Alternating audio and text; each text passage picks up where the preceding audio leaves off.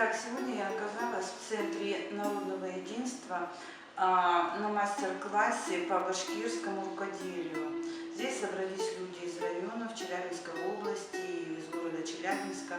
И мастер-класс специалисты из Уфы приехали, гости. Они показали нам традиционную национальную одежду, показали атрибуты национальной одежды, и мы приступили непосредственно к вышивке. Это были накосники, это были налобники, каждый выбрал себе занятие по душе.